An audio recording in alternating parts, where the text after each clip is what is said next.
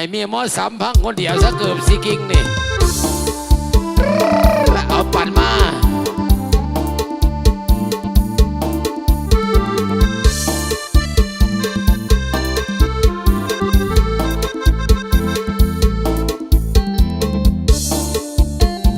เอามาเด้อเจ้าของผลงานเพลงเกือบสิกิ้ง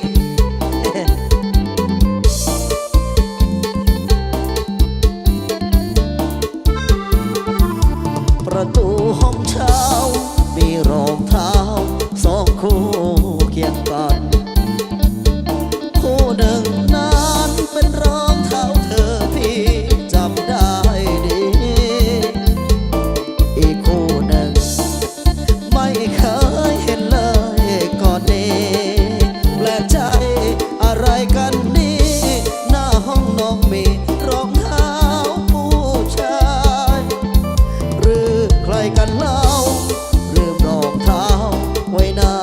ห้องเธอแค่ดูเบอร์ก็รู้ว่าคุณสวมมนต์เท่าไรเงียนเสียงร้องจ้าลอยจากข้างในแอบพังจนแน่แก่ใจน้องมีชายแน่ในห้องนอนใส่กลอนคุยกันสำราญเต็มที่ห้องเช่าห้องนี้พี่ใจเงินค่าเช่าเดือนก็ออกพี่เป็นคนเศร้าแต่เขาเป็นผู้มานอนปิดประตูล็อกกลอนเขาคงนอนทับรอยพี่ชายต้องลาห้องเช่าไม่อยากเข้าความทางสวรรค์สังแสบสารแทนโนดวงแดงแม่คนหลายใจแกะเงินกล่องเศร้าห้องให้น้องครองชายเจ้าของรองเท้าเป็นใครช่างยามใจพี่ชายเหลือเกิน